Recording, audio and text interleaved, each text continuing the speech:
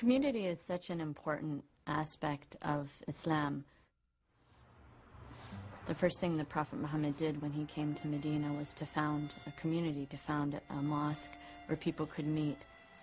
So that serves as a symbol and as a model for Muslims throughout the ages, that wherever they live, they need to establish some kind of community that's built around faith. You begin with your family, and then you move out and draw people to you. In America, it's difficult for Muslims to get together because we're scattered throughout cities, throughout towns. In smaller towns where there are very few Muslims, it's difficult to live as a Muslim community. So for me, it was important to have a place where Muslim women could get together to pray and meet. Okay, one more. I love opening my home and having my home filled with other women and kids on a Friday night. It really makes me feel more at home, even in my own house. Okay, you were supposed to finish Muzammil. Who wants to finish with the recitation of Muzammil? You? Umayya?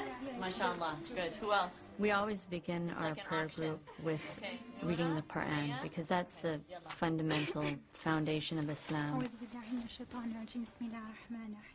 Despite whatever differences we have, whatever diversity we have, that's the main thing that unites us, is that revelation. So the Quran forms the fundamental foundation of our community. Go ahead, Abby. Islam is a universal religion. It's not an Arab religion, but the Arabic language is crucial for Islam because that is the language of the Quran.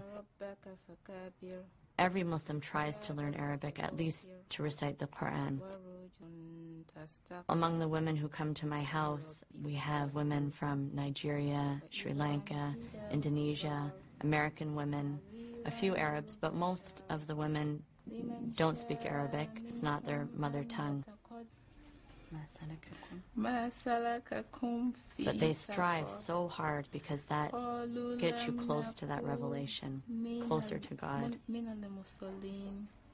So one of the important things about the surah is that it signifies the transition from the time when he only was a righteous person, a person who was guided by Allah, who was protected by Allah, to be a prophet, to be someone who has to take the message to the people. And that was mine. Okay. Okay. Now just stand. The Friday night is just for women, this is for us, to have our own time. I know Zainab doesn't drink tea. When we meet together as women, apart from men, we're able to discuss freely issues that we might not feel comfortable discussing in the presence of men. It gives us the ability to exercise our own forms of leadership and support, and to support each other in our faith and in our lives. Who could explain to me in their own words So one of the advantages of getting together regularly is that we're able to realize those values and those ideals of sisterhood, of sharing, of understanding the needs of others and trying to provide for them. What do you think? I find it interesting for that reason, too. I believe that many Americans think that Muslim women don't have any rights in Islam. Perhaps they see images of Muslim women being oppressed in different parts of the Muslim world and believe that that is because of their religion. But in fact, we know that Muslim women have the same rights as Muslim men and virtually all the same duties and obligations.